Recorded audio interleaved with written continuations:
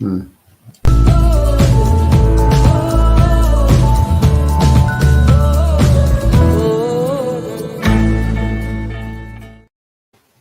Good morning, and welcome to Energy Matters. I'm Stuart Dorby, energy correspondent of Mirador Television and editor and publisher of greenbarrow.com, a platform to encourage investment in renewable energy.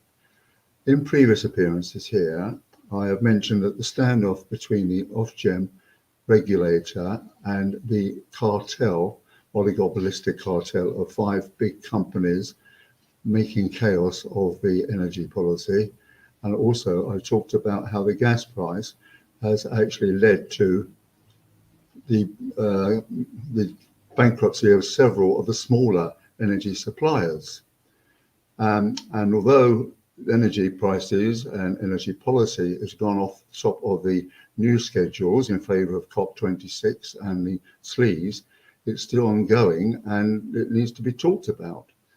Quite recently, one of the leaders of the oligopolistic cartel known as the Big Five, which is British Gas, E.ON, EDF, British Gas, EDF, npower, Scottish Power, and I can't for the life of me think what the 5th one is. Well, never mind, it's another one. And I was surprised to see an interview with the head, I think it was of Scottish Power. And he said, when asked, he said, what did people think about the idea that with all the smaller companies going bust, it is rather a good thing that we will be reduced to 5 or 6 big companies which can have a live, free, competitive market, rather like the banks. I couldn't believe what I was hearing. The banks are not a free, competitive market. If they have a follow my policy, follow my leader policy, if Lloyds puts his prices up, so does NatWest, then so does Barclays, and so then does Hong Kong and Shanghai Bank. Similarly, the Big Five were doing the same thing. They put their prices up when Ofgem says, oh, you can't do this, and so on. So it's really back to where we were, that they're going to be able to sort of just put things up as they please, it looks like. And they're up to all kinds of other, I won't call them scams, but let's call them larks. For example, the Big Five has a thing called the standard variable tariff. And this is the most expensive tariff that one of these companies can offer, because, and it's usually used for the elderly and the vulnerable, because it's because 50% of the customers can't be bothered to switch, and half of those have been on the standard variable tariff for about three years. So the real problem with it is the direct debit lark. They used to make you pay every 3 months, but if people didn't like that, they introduced a direct debit. But this direct debit estimated what your bill was going to be. It was based on an estimate. Now, supposing they said, oh, well, last year, his bill was such and such. But supposing you go and live in the Bahamas for 2 months of the year, then their debit is going to be out of order, even given if you've got a smart meter. And therefore, they collect a lot of money and you build up a credit with them, where say, well, I'd like the money back.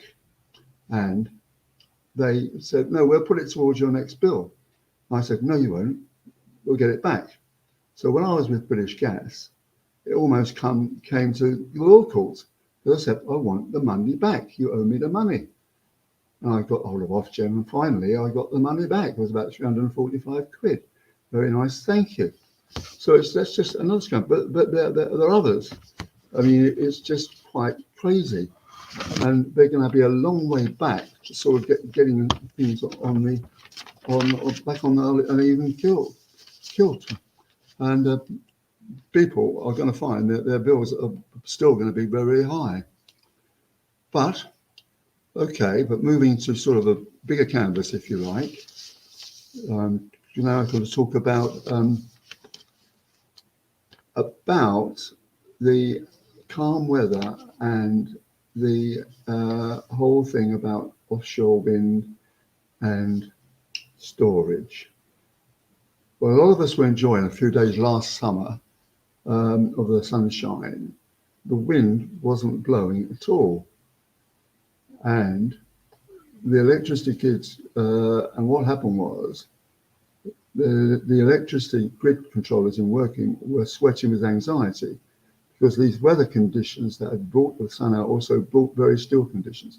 Wind power output dropped to near zero after being well below average for the previous 2 weeks, and indeed for much of the year. The normal response would have been to call upon more gas-fueled power stations to come online, but wholesale gas prices were at a high, so this was not a cost-effective option. The next option was coal-fired power stations, but these needed several hours to warm up before they can reach capacity. Gas-fired stations, on the other hand, claimed to reach full power within an hour. Luckily, the grid controllers in Wokingham foresaw the calm conditions and warned the coal-fired stations to be ready in time. So they came on.